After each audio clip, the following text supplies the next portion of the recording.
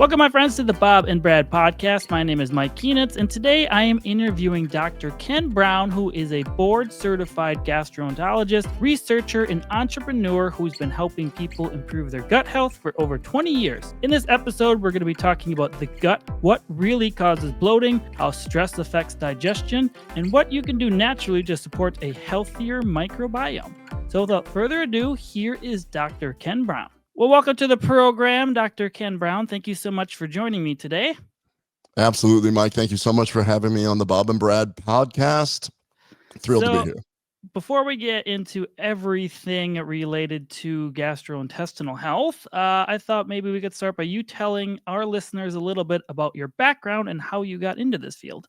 Yeah, absolutely. So I'm a gastroenterologist, and what that means is that if you do traditional medicine, you go through an internal medicine training. So I'm board certified in internal medicine, and then you do specialty training and you become a gastroenterologist. That particular field really appealed to me because internal medicine is really intellectual, and gastroenterology is one of the few fields in internal medicine where you get to do procedures. So I get to play video games in people's intestines about 3 days a week, 8 hours a day. And so it kind of fits this intellectual part and also this kind of fun part where I get to save lives by attacking colon polyps, and we do endoscopies and colonoscopies. And one of the things that you'll hear me say over and over and over again is that the further along I've gotten in my career, no doubt about it, all health begins and ends in the gut. We're learning this more and more and more. And I know that we're going to talk about a lot of these different things, but gut health really does, it starts the whole cascade of inflammation in people, which results in disease. And even in your field where you're doing physical therapy, if you have proper gut health, it helps people heal from injuries and all these other things. So I started as a gastroenterologist over 22 years ago. And when I started my practice, I got very interested in doing research. And so I started a research division in my company, and I was doing pharmaceutical research for years, actually doing studies for these pharmaceutical companies. And I started to realize, well, there's this big gap where we're just waiting for drug companies to come up with an idea on something that they can patent. And then they come to me, and then I do a clinical study on it with patients. And then I realized, well, there really is this huge hole where can we do this in a natural way? And that's when I started to go down this different path of lifestyle and trying to look at, can I bridge the gap between traditional medicine and natural solutions? And that's where I got into the field of developing natural products to try and help people. And I've, over the last 10 years, have become a real functional medicine gastroenterologist, where I like to first try lifestyle modifications and supplements where needed before we just start throwing drugs at people. And so through that whole process, I become a functional gastroenterologist. Sure. So for anyone who wants to learn more about your work, what's the best websites that they can find you at? Well, the two best websites, there's one that's called KBMD Health, like Ken Brown MD Health.com. That is where I do have an online store where I offer certain products that you can't get traditionally just off Amazon and things, because I do offer things that are physician exclusive on that site. And that's also where we have information about the podcast and different things like that. And then on a much more clinical level, I have my gastroenterology practice website, which is called KennethBrownMD.com. And that is a little bit more related to the traditional gastroenterology type stuff that we do, and a little bit more sciencey on that one. Do you treat people online and in person, or just one or the other, or how does that work? Texas laws are a little bit weird. I'm located in the Dallas, Texas area, and I don't do like national telehealth because they kind of require that the first visit has to be in Texas. So I do pretty much just exclusive face-to-face right now.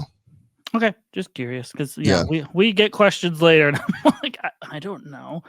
Well, it's really funny because when COVID hit, they kind of opened up all the parameters on what people could do and online, and then it's gotten more tight recently and continues to squeeze down and to try and get people back into the clinics. And it's been very frustrating for both provider and the patient, because it really kind of opened up opportunities. But it's tightening down. And Texas is one of the ones that said, hey, we need to make sure you at least have access to somebody that is in your state. Sure, makes sense. So you've been helping people with gut issues for over 20 years. What do you see as the most common digestive problems today? Oof. I would say hands down, I'm seeing acid reflux, known as gastroesophageal reflux disease, irritable bowel syndrome, and the symptom of bloating, which is directly correlated with both IBS and acid reflux. And so these are the symptoms that the majority of patients come to see me. I also have a practice that is real open to those kind of things because the irritable bowel syndrome and gastroesophageal reflux traditionally are just treated with drugs being thrown at it, and I try to address it in a different way. And then another interesting trend that we're seeing is this rise of autoimmune problems that people have. And it's called inflammatory bowel disease. So ulcerative colitis and Crohn's disease, we're seeing this huge uptick. We don't really understand exactly why, but it's certainly having this huge trend upwards. So those three things. Is GERD the same thing as esophageal acid reflux? Yeah, so it's the exact same thing. Okay. GERD is when there's a clinical diagnosis to it. Acid reflux would be like the description of the symptom. And so if you have acid reflux and you end up having some consequence from it, meaning like you go to a doctor and they scope you or something, you go, oh, you have gastroesophageal reflux disease. And it's really funny because there's so much overlap, and most people that have acid reflux actually have GERD, and everyone that has GERD has acid reflux. And so it actually affects more than 20% of the population diagnosed. And we're now realizing that probably 40% of all Americans suffer from some at least once a week to twice a week symptoms of acid reflux. Yeah, I had that once. It kind of sucked. Yeah, no, it absolutely sucks. I've had it for 30 years. The reason why I have a huge interest in that one is we're actually about ready to launch so I developed a product for irritable bowel, and now we're about ready to launch a product for acid reflux. And I was able to finally fix myself after 30 years and get myself off those drugs. So I've been my own guinea pig for many years trying different things. And I wonder why you have such an interest in this field.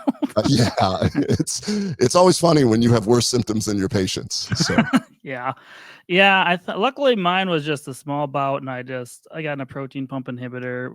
And then, I realized diet played a big role in it. And then, cleaning up my diet really helped. But some people get stuck on those things indefinitely.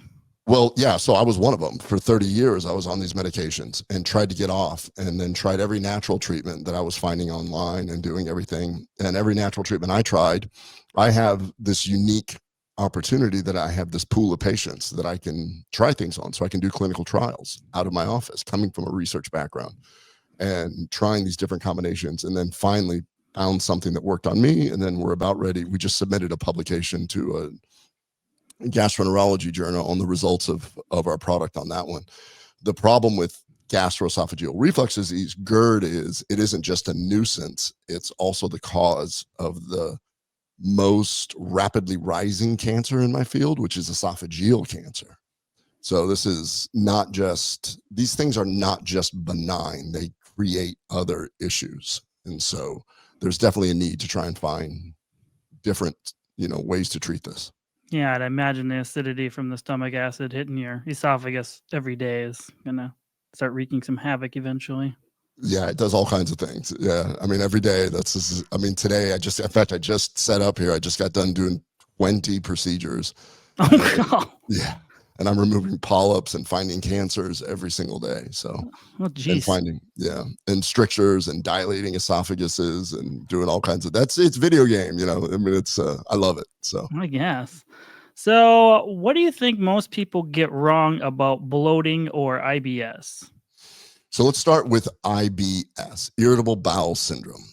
The classic thing is that if you have abdominal discomfort, pain, diarrhea, or constipation, and you go to your doctor and they do blood work and they do an endoscopy and colonoscopy, maybe if you end up at a specialist like me, and then you're waking up from your procedure and you say, good news, it's just IBS.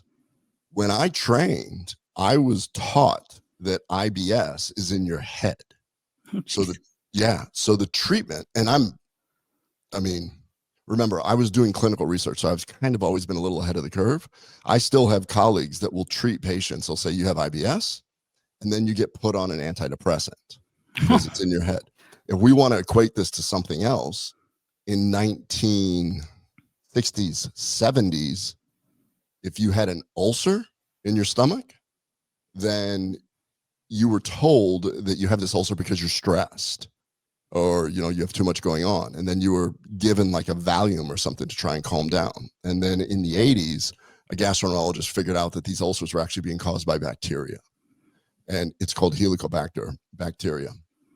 And then it was discovered that, ulcers are not caused by stress, they're actually caused by this bacteria. So the biggest misconception with irritable bowel is that it's a trash can term, meaning we've done these tests, we don't really know what's going on, so we're going to throw it in the trash can and label you as IBS. When I was doing clinical research, that's one of the studies that I did. We brought a drug to market for IBS that directly affected bacteria growing where it shouldn't be, called SIBO, small intestinal bacterial overgrowth. And this is eerily similar to what happened back in the early 80s, where we discovered that ulcers were not caused by stress. Well, IBS is not caused by anxiety or depression. You don't need an antidepressant. What you really do is you need to get rid of that bacteria that's growing where it shouldn't be. So the biggest misconception with IBS is that. A much bigger misconception is bloating. And the reason why I say that is it's so common that many people just feel like bloating is normal. The problem is bloating is the canary in the coal mine. And if you don't know that analogy, it's I've given talks before where everybody looks at me, they're like, what? Why would a canary go in a coal mine? I'm like, all right, whatever. So like in the 1930s, coal miners would take a canary down with them, and if the toxic gases got a little high, CO2 or methane, the canary was very sensitive and it would pass out. And that was the warning to get all the miners out of there. Well, we now know that the bloating is the warning that your gut is trying to tell you that, hey, something's going on here. And if you let that continue, then that results in inflammation. And that inflammation can spread to the rest of the body. A recent study just came out when they looked at dementia, which is a epidemic. We all know family members and people that have dementia. When they look back at their records, they started having gut issues like 15 to 20 years before. And I did mention that one of the things I'm seeing is this rise in autoimmune disease. In my field, it's Crohn's and colitis, but we're seeing autoimmune thyroid issues. We're seeing skin issues like psoriasis. And when these people come to me with other autoimmune diseases, I ask them about their gut, and they're like, yes, I am having those issues. And what that tells me is that when your gut is inflamed, you turn on your immune system because the inflammation turns it on. So the biggest misconception is that bloating is not benign. If you're having that, it should be fixed, because if it doesn't get fixed, then it could end up being something much bigger down the road later in life. Those, I think, are the biggest misconceptions that people have about IBS and bloating. Yeah, I always thought bloating was just normal growing up, because, you're a kid, you just eat whatever. And then, when I got older and started reading about diet more and trying different eating strategies, I was like, I just noticed I didn't have bloating and as much gas anymore and a lot less GI distress. And I was like, oh, so you don't realize how much food plays a huge role in how you actually feel and the inflammation you have in your stomach. It plays a huge role. And, the standard American diet is a very pro-inflammatory diet. And it's very hard to digest. And I hate saying this because I'm two sides of the fence. It keeps my office very busy, which keeps the lights on. But I'm also at the same time trying to figure out how to fix it in a natural way. It's a challenge. It's a challenge, and I kind of feel like I'm speaking out, both sides, because I'm like, it does pay the bills. Yeah. The standard American diet and the lifestyle. So sure. So can you explain what's happening in the gut when someone actually feels bloated all the time? Yeah. So generally speaking, I think of bloating in two different ways. When I see patients in my clinic, and bloating is a term that a lot of men don't really equate to, but women are very sensitive to it. Like, they understand the concept of being bloated, and men understand the concept of being gassy. So we're going to use the same terms interchangeably right there, because if you're, excessively gassy, the gas is being produced somewhere. So if you're the kind of person that wakes up and you don't feel bloated, and then you have a meal, first meal of the day, maybe second meal of the day, and traditionally some carbohydrates. And when I talk to somebody and go, oh, they're like, yeah, but after I wake up and I have that first meal, I just start blowing up like a balloon. I feel like I've got like a bowling ball and my clothes are fitting tighter and I just don't feel good. That particular type of bloating is probably related to bacteria growing where it shouldn't be. And this is called SIBO, SIBO. And what's going on is something has affected the motility of your small bowel. So when you eat, then bacteria start to break down the food before you can. And the bacteria start producing gas. And depending the type of gas, it can cause constipation or it can cause diarrhea, but it certainly causes lots of distension and bloating and discomfort. And so I see the extreme cases.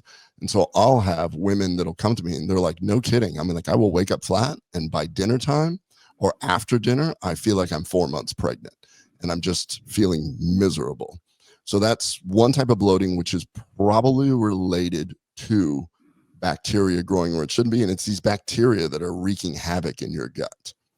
The other type of bloating that a lot of people don't, because they just take for granted, is if you wake up bloated and you're like, ugh, I just feel heavy and bloated when you wake up. That tells me that more than likely the bloating is actually coming from your large intestine, meaning you're got more constipation than you really understand, and you're not moving your stool along quickly enough that it's just kind of hanging around. And so that's the way that I kind of distinguish the two types of bloating when I ask my patients. It tells me where the problem is taking place. So one is like a constipation issue that we need to fix. The other one is a bacteria issue that we need to fix. Either way, both of them are directly related to our microbiome, which is the 100 trillion bacteria that live in us. And that's a little bit more of a complex discussion on that. But if any of your listeners are like, yeah, I get bloated, but I wake up not bloated and then I end up having this, well, then that tells me exactly what's going on. Or if I wake up bloated and I feel bloated all day long, then that also tells me that, okay, we need to kind of focus on getting your colon with more motility. The other one, we need to get rid of that bacteria. Yeah, I'm version 1. Oh, are you really? If I eat my normal good foods, I'm fine. If I eat any bread stuff or anything like Oh, processed, then I call it a food baby though. I don't say I'm pregnant, so so yeah, I hear that all the time. Food baby. Yeah. So yeah. you're kind of in tune to your gut right there. If you realize that it's that you actually get bloated. Yeah. And that's probably related to that. Or the way that you're describing, if I eat bread, I mean, if you have a certain food that you're sensitive to, in that case, it could be gluten. Or if you're eating things that are highly processed that have artificial sweeteners and different things like that, well, your body has a hard time breaking it down, but your microbiome and the bacteria that could be living where they shouldn't be, they love that stuff. So if you can't digest it quick enough, they will digest it for you, and they just basically ferment it and produce this gas. Yeah, I've learned over the years what sits well in me and what doesn't. And I would say like if I'm more active that day, my digestion's usually better. But I mean that's like I do distance running, so if you're doing a lot of miles, you're just burning through a lot of, fuel for storage, but that's a whole nother fight of, refueling during marathon training is a whole Well, nother battle.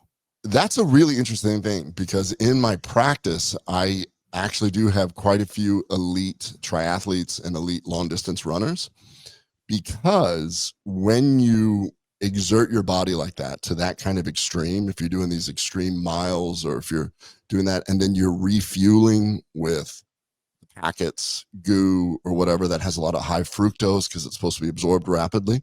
Mm-hmm.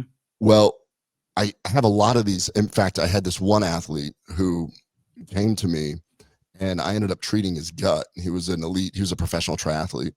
And he said, man, I just get going and I have all these issues, end up having diarrhea in the middle of the race and everything like that. We treated his gut, and then he ended up having these personal records right afterwards, because what ends up happening is not only are you not taking these bathroom breaks, not only do you not feel miserable, but you're actually able to absorb the calories quicker because you don't have these bacteria. When you exert yourself like that, blood is diverted away from your intestines because you're demanding it for your muscles. Mm-hmm. And if you push yourself to that point, then you can actually draw enough blood away that there have been instances of really long distance runners pushing themselves where they end up getting enough blood that they can actually get. It's called ischemic colitis, where basically not enough blood is feeding your gut because you're demanding it with your muscles. So extreme athletes end up having these issues like small intestinal bacterial overgrowth, and they're just told they have IBS. And so this guy came to me and he was told he has IBS, but he makes a living with sponsors and everything doing triathlon. So yeah, it is that's interesting. Yeah, I would probably struggle with that. Luckily, the marathon, I can get through it fine. It's later in the day that Oh, I have to go really? use the bathroom numerous times. Yeah, because Yeah. it just doesn't digest like a lot of the food. Yeah, Um, that's it. I mean, it makes sense. You're diverting the blood, you're taking in some calories, trying to think that you're fueling your body, but it's actually just sitting in your gut. yeah, and then it's not fun later. But anyway, I digress to our listeners. So you talked about the gut microbiome a little bit, and that's kind of been bigger news in I'd say the last 3 to 4 years. So what's one big myth about it or misunderstanding? The misunderstanding is this: you have 100 trillion bacteria living in where they should reside, which is your colon. And we're now learning how important this is, that your microbiome should be treated like one of your vital organs: brain, heart, liver, kidney, because the microbiome affects the body that much.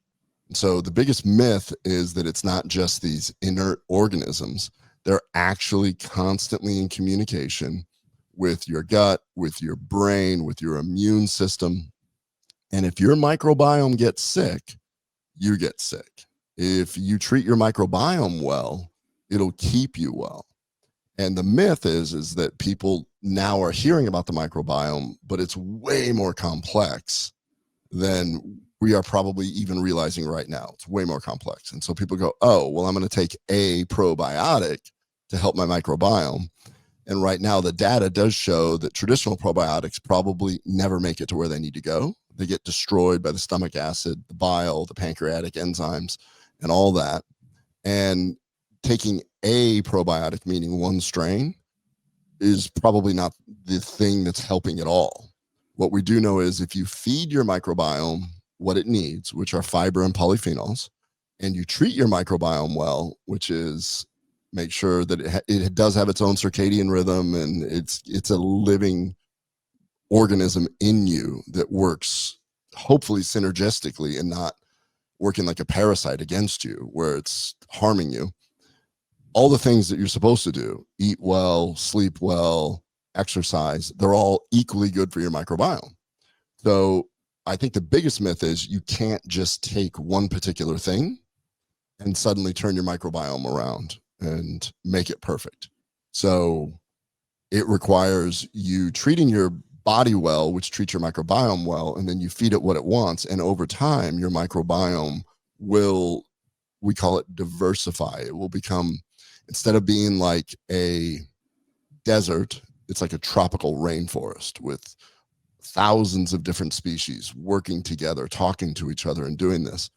If you have a very stressful lifestyle, if you're not sleeping, and if you're kind of eating like crap generally, that starts to decimate your microbiome, where it goes from a tropical rainforest more towards just like a couple weeds and like a barren field, if you were to think about it. So the biggest misconception is that you can't just take one probiotic and say, well, I'm good, we're there. It's a little bit more complex than that. What's the biggest difference between like a prebiotic and a probiotic? So a probiotic, and probiotics came around whatever, like 30, 40 years ago. Um, Probiotics are supposed to be living organisms that feed your microbiome. Prebiotics are poorly digested things that actually are used as fuel by your microbiome. So the prebiotics technically feed the microbiome. The probiotics are supposed to populate the microbiome.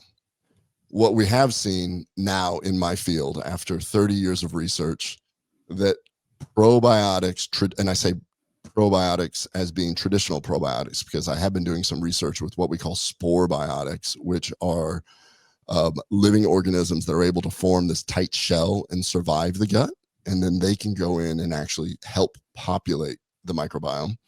But the prebiotics feed the microbiome, and those are polyphenols and fiber.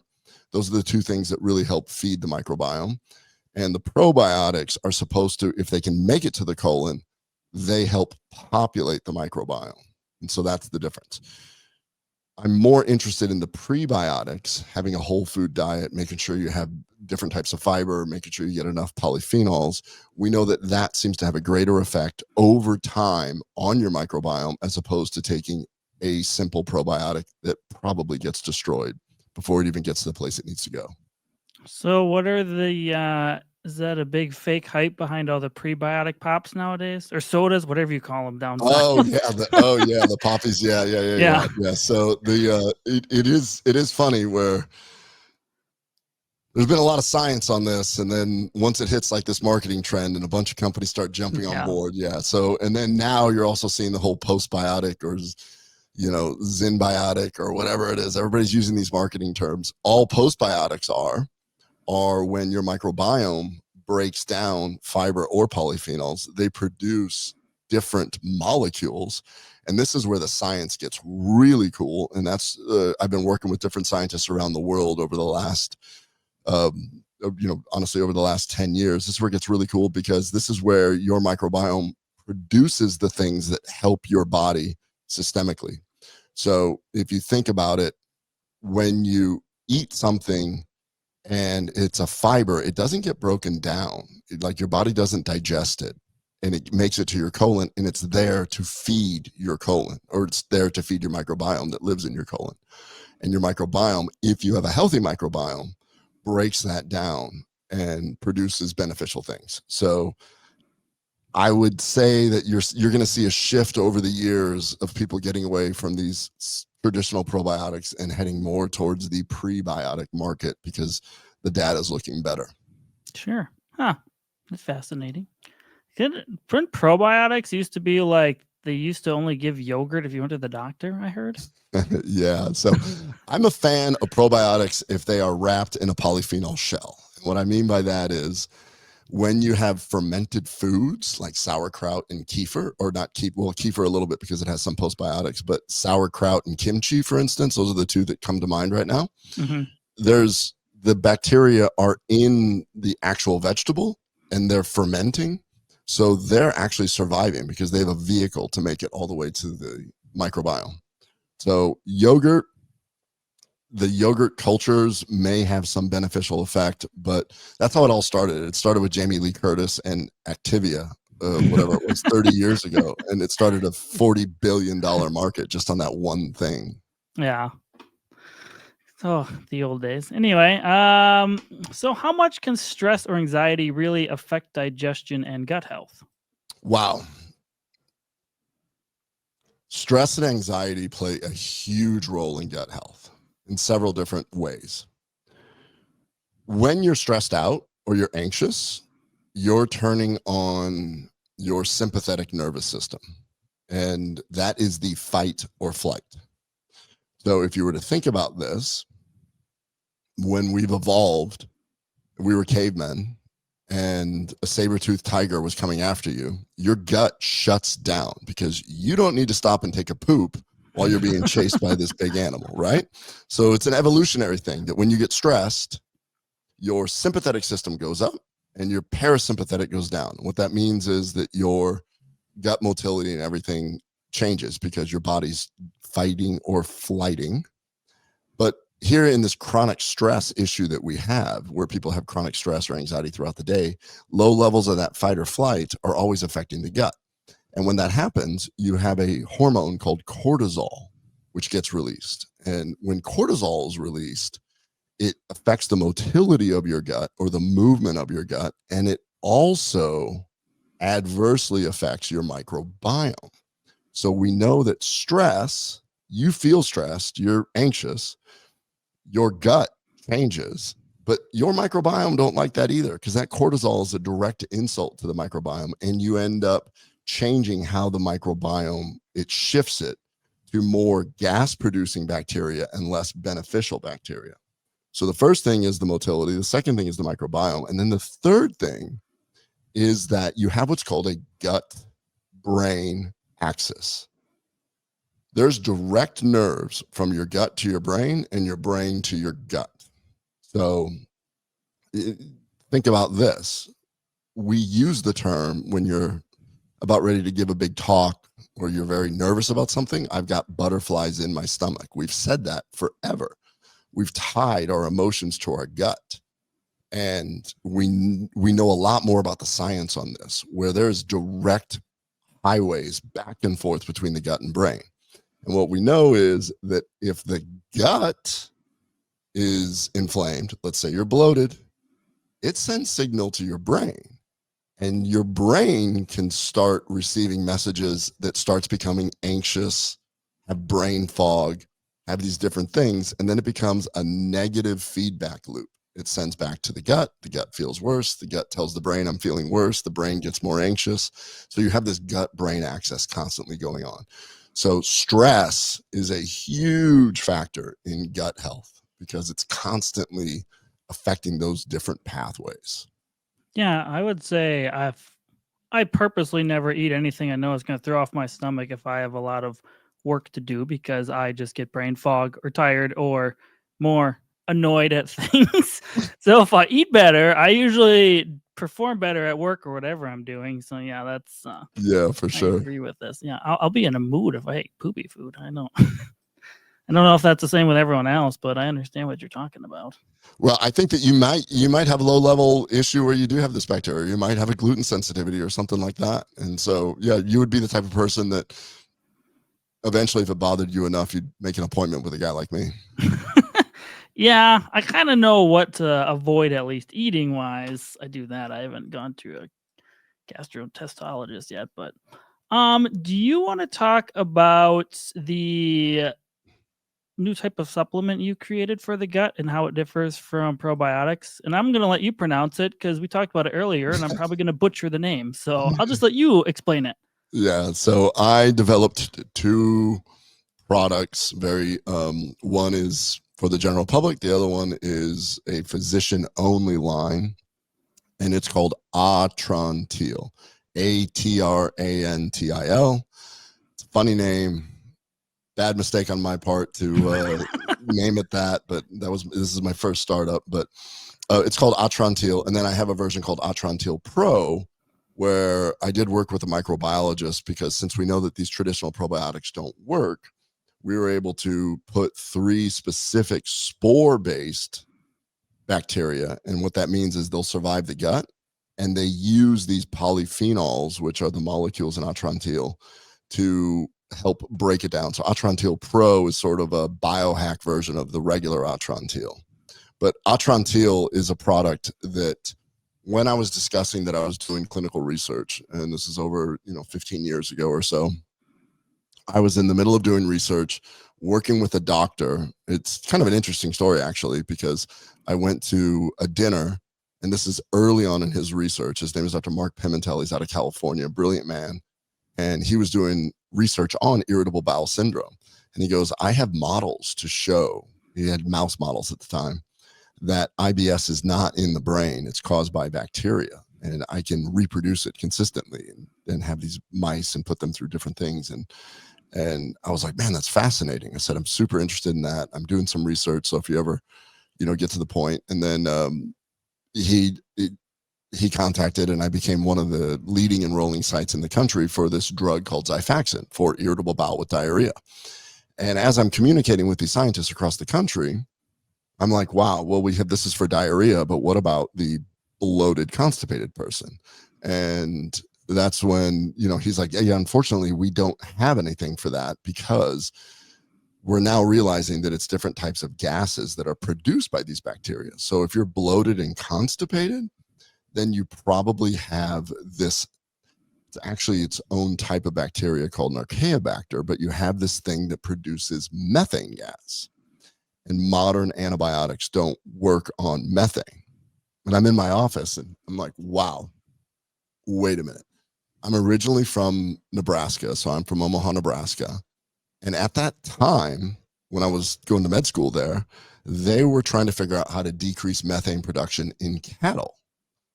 And I'm like, wow, they were giving them food products to try to decrease that. I'm like, this is, and then I went and found all the literature on the cattle and realized all that. I'm like, this is the exact same thing he's describing. The organism that's creating the methane in cows that they're burping up is this archaeospecies. And then so I kind of reverse engineered and looked at what was most effective to get rid of the bacteria in these cows and went, oh my gosh, these are polyphenols, and not just normal polyphenols, but very specific ones that can actually get rid of the organism that's producing this. That's how it all started. And then so I spent the next 8 years putting together all this data, all this animal data, and then realizing, oh my gosh, we're using these same molecules in food production right now for humans all the time. These same tannins are put into wine, into beer, it's used in yogurt. I'm like, this is a food product that humans are already consuming. They're just consuming at not a high enough dose. And so that I put that together. I put 3 polyphenols together, quebracho, chestnut, and peppermint, and developed this product called Atrantil, and did 2 clinical trials on it, had remarkable results showing basically 4 out of 5 people get better, which was way better than all the pharmaceutical studies that I was doing. So I knew I was onto something. And that's when I stopped doing clinical research for the pharmaceutical industry and started this company. And we launched Atrantil about 10 years ago. And, you know, whatever, 50 million bottles that we've, I don't even know, but, you know, it's 10 years. We've helped millions and millions of people. And that was awesome. Then about 3 years ago, I was at a meeting and there was a microbiologist I was having dinner with, and we started talking. He goes, you know what would really augment Atrantil is to put these 3 specific spore biotics with it. And I was like, hey, you know, but the data on probiotics, he's like, oh, no, I totally agree with you. Data on probiotics right now and today, if we look at all the data, it's not, you know, it certainly does not live up to the hype that everything has. But these particular spores live in the soil with plants, and they have enzymes that help break down these polyphenols into smaller molecules. He's like, if you put these 3 spores together with Atrantil, then it's like Atrantil is the vehicle delivering it to the colon where your microbiome lives. And then the spores wake up, and then they start touching other bacteria. They use the polyphenols as fuel, and they help send these signals out. And he got super sciencey and discussed how complicated it is, but it is this beautiful symphony of discussion between these bacteria. And so about 3 years ago, we launched Atrantil Pro, but that is strictly for healthcare providers. So you can't get it in retail locations like we're everywhere with Atrantil. That's why I have it on my website, because I offer it to my patients and anybody else that wants to try sort of a slightly different version. I kind of call it a biohack to the original version. And we're seeing pretty incredible results. And I'm very excited because I did mention before, when this bacteria breaks down these polyphenols, and if you have the right microbiome, and I'll get back to that in a second, but if you have the right microbiome and you feed it what it wants, and you have these spore biotics sending signals out, making sure that there's the proper balance of this microbiome, tropical forest instead of barren land. Well, this is where all these anti-aging, anti-inflammatory, anti-cancer molecules are actually produced, and then they get sent throughout the body. One of them that a lot of people talk about is called butyrate, which is a short chain fatty acid. And so these things can cross the blood-brain barrier and actually decrease neuroinflammation. And this is where getting back to when I was talking about, if there's gut inflammation, there is a correlation with dementia later in life. And so this idea that these metabolites go around, anti-aging, anti-inflammatory, anti-cancer, urolithin, I mean, the science on this gets really deep, really quick. And it's fascinating because these polyphenols that I keep talking about, these are the molecules that make fruits and vegetables colorful.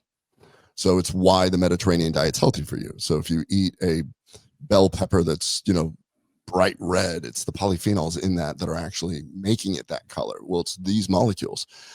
The polyphenols that I have in Atrantil are the largest, most stable polyphenols available. And that means that the larger, more stable it is, the less it will be broken down through the digestive process, and the more that these molecules can be broken down into beneficial things. And that's what has made that's what's made the success of Atrantil so great, is because it's very unique. It is a patented formula. And so I love talking about it because, we were able to patent Mother Nature, and most people said we couldn't do that. And so that's a patented formula of the quebracho, chestnut, and peppermint. And then I added these spore biotics to it. And we just see these incredible benefits where people just feel better. And I can look at them, they're like, I don't know what it is. My gut's better, but my skin is a little bit better, and this and that. I'm like, oh, I can totally explain why. You're probably producing increased butyrate, or you're probably producing urolithin A or urolithin B. You're allowing your microbiome to do what it should. And when I said you have to have the right microbiome, because if you treat your body, not in a good way, and you're eating horrible food and you're taking antibiotics, and you don't have the right microbiome, well, you're not getting the full benefit, which almost, I think of it like this. I call it the January phenomenon, where New Year's resolutions, people have been eating like crap for the last 20 years. They go, I'm turning over a new leaf. I'm going to eat vegan or vegetarian or go Mediterranean or go paleo, or they'll change something up. And then they actually feel worse. And it's because you don't have the right microbiome to help break that stuff down.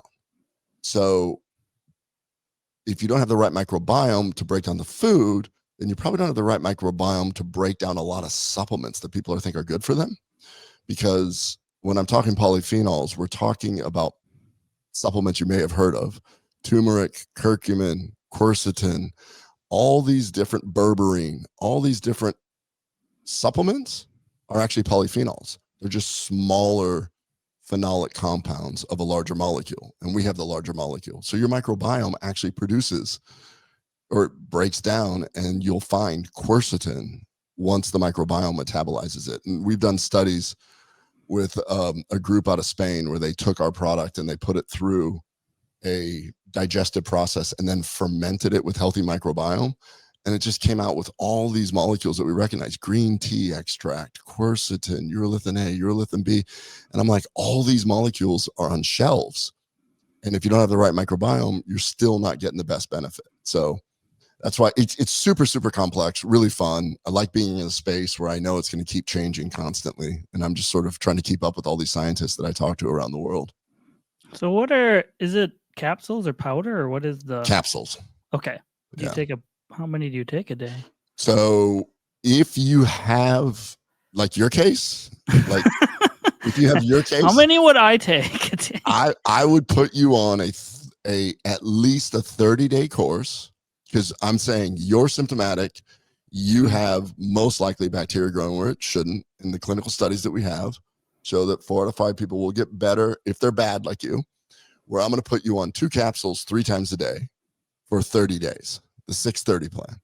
And then after that, then it's 2 capsules once or twice a day. And once or twice a day is because we know that one of the reasons why Americans have worse health than, like, let's say, other countries, European nations, things like that.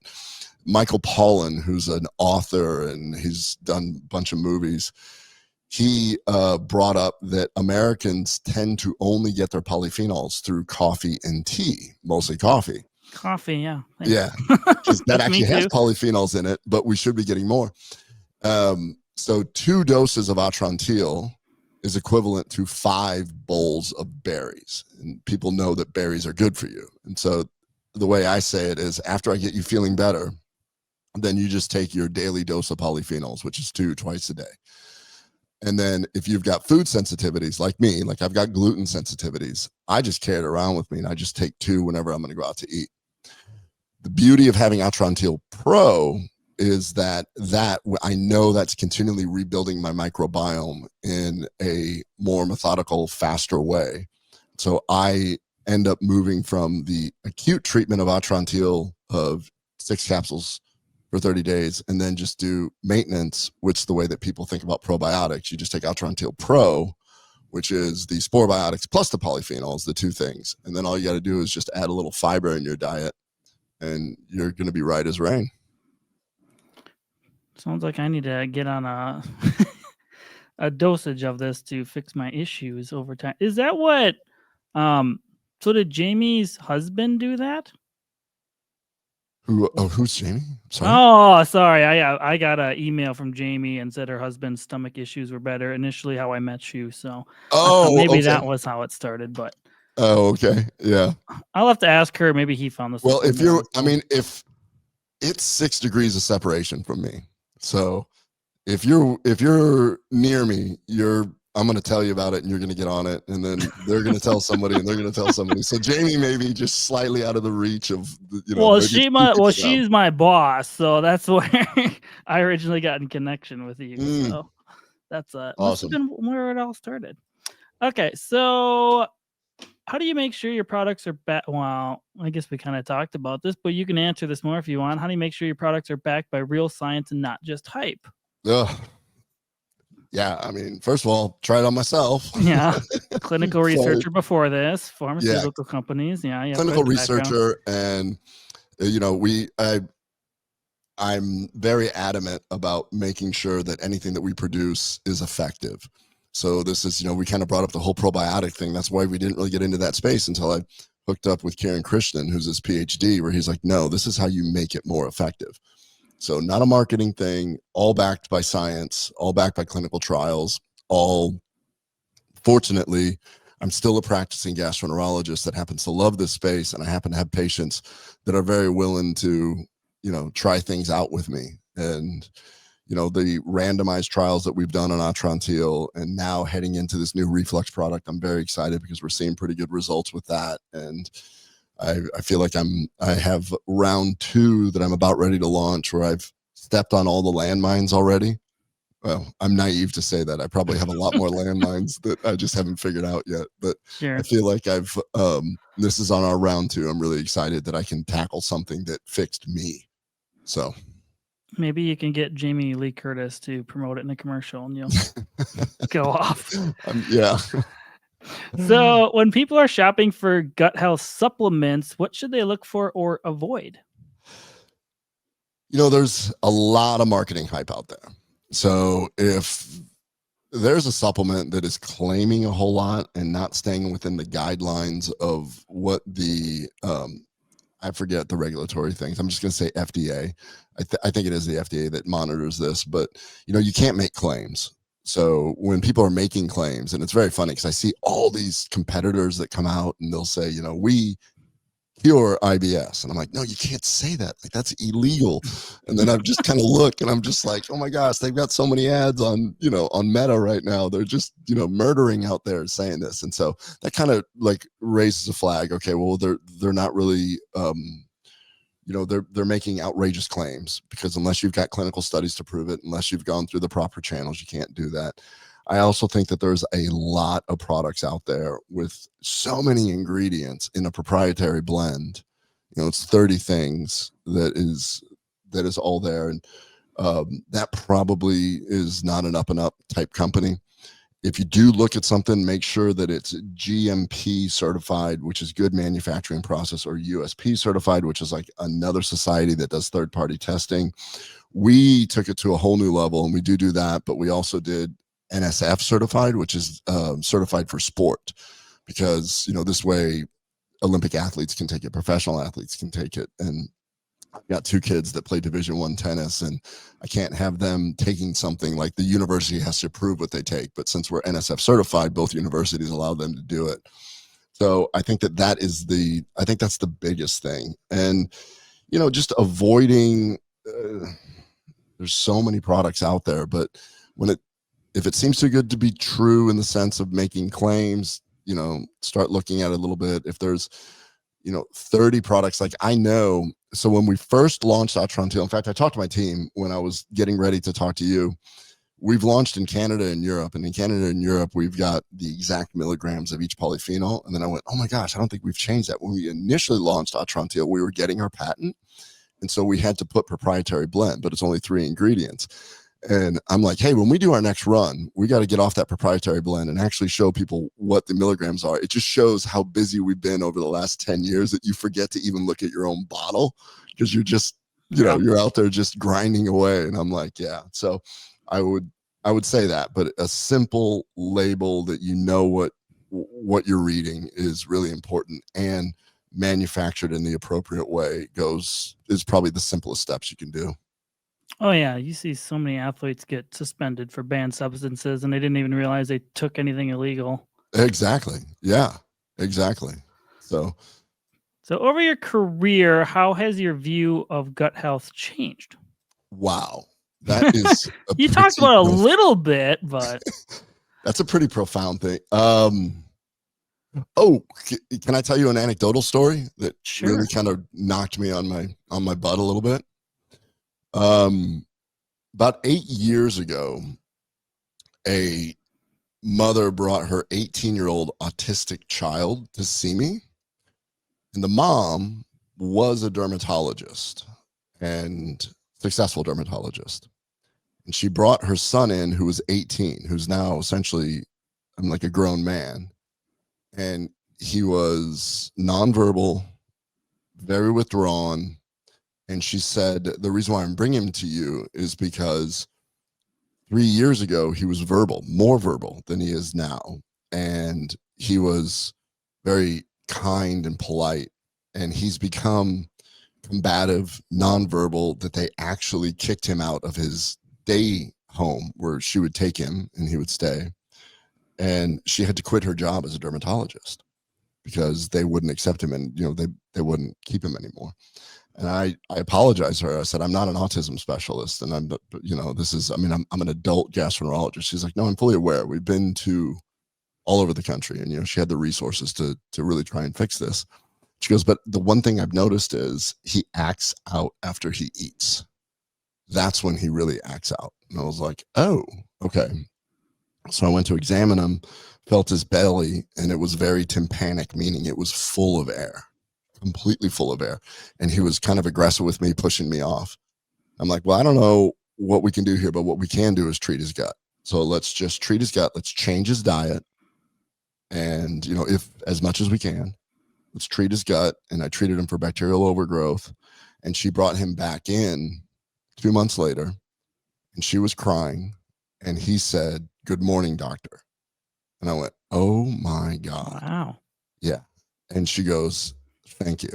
He's back in his school. I'm working. This is the kid that I had 10 years ago, not just 3 years ago. That's when it hit me. The gut truly does play this big of a role. And everything that we've talked about, it kind of makes sense now. If you've got gut inflammation sending signals to your brain, and if you're in a situation where you're on the spectrum of autism, it does find it very interesting that the spectrum can change. And if you've got more neuroinflammation, and of course I did look up the correlation between that, and there's 100% kids with autism have gut motility disorders, and they have dysbiosis, meaning their microbiomes can be messed up. So this is anecdotal, and I'm not an autism expert in any way, but this was the one that knocked me on my butt. And I went, okay, you got to go all in on this. This is something that you have to really commit to just make this the rest of your career. And that's really when I became functional. I think that was the moment when I went, okay, this is real. This is a really big deal. So over the course of my career, I think it was that fall off the cliff moment. And then it's just been, just grinding it out ever since, and just keep going. Yeah, I imagine that's hard. I've worked with a handful of autistic kids over the years, and I've known some, and some of them definitely, they only eat certain things, and it's never anything good. Exactly. And it's always, they have these weird fixations, I think, on textures and stuff. At least some of them do. But yeah, I would Yeah, I've noticed it's never good foods that they normally fixate on. Yeah, and it's really it's a little bit sad because I've had many people reach out to me and ask if they can open up the capsules because their child won't swallow pills. Oh, And sure. that's just, it's, you have to mix it with some food and stuff because these are tannins and it's very astringent. So it's not something you can just put in some water and down. It's hard. It's harsh. And so I Oh, feel bad. Like, the taste. yeah, Oh, exactly. And so, okay. That's why you didn't do a powder. Okay. yes, Yeah, we I've never. tried. Yeah, we actually looked at some different things. We had some food scientists working with us, and every time they came up with something, it just felt like you were just chewing into a 2x4 piece of wood. I'm like, no, this is not going to work. Yeah, I go just stick with the capsules. Yeah. So, what are some simple habits that people can start doing today to improve their digestion or reduce bloating naturally? Well, I think that you figured out some stuff. I love your idea of keeping track of your foods. So you have Yeah. done your own journey where you realize by doing essentially like a mental food journal, you know what affects you and what doesn't. I would say that's stage 2. Stage 1 is really simple. Just the standard American diet is a highly processed food diet. It has emulsifiers in it, artificial sweeteners. It's got highly processed seed oils. All of these things are both disruptive. They're both inflammatory and they're disruptive to your microbiome. And so start with whole foods best you can. Let's just go with whole foods and start there. And then, like we talked about, if there is inflammation and you've got you're doing everything right, sleeping right, exercising, keep moving, all the things that make us healthy, that improve your microbiome over time. It's not necessarily going to be an overnight fix, but over time, if your microbiome catches up, it's that January patient that I was telling you about, you're going to feel better. And then it becomes a positive feedback cycle instead of a negative feedback cycle. So diet, lifestyle is the most important thing. Keeping a food journal to see which one are your food triggers. Like in your case, you know, when you eat bread, you do that. And then, feed your microbiome what it wants, feed your gut what it wants, which are polyphenols and fiber. And so in this case, that's why we talk about taking your daily dose of polyphenol with Atrantil Pro. And we know that we're improving your microbiome and feeding it. Is there anything else you would like to add that I did not ask? No, I think we covered quite a bit of ground. I could go on and on and on gut health, and I would love to get into more detail about our new product that's coming out for acid reflux. But that we'll do the show again when that thing actually officially is launched. Yeah, you can get in contact with me. I think my brother still has quite a bit of acid reflux now that we talk about it. Well, thank you so much for joining me today. Do you want to mention your website again where people could find you at? Yeah, absolutely. Go to kbmdhealth.com. Go ahead and take a look at that. We've got some, you can take a look at the Atrantil Pro, which is not available to the general public. And, your audience will have access to it because we're telling them the website to go. And if you're interested in more gastroenterology stuff, it's just kennethbrownmd.com. Well, thank you so much for joining me today. Oh, Mike, thank you so much. I loved it.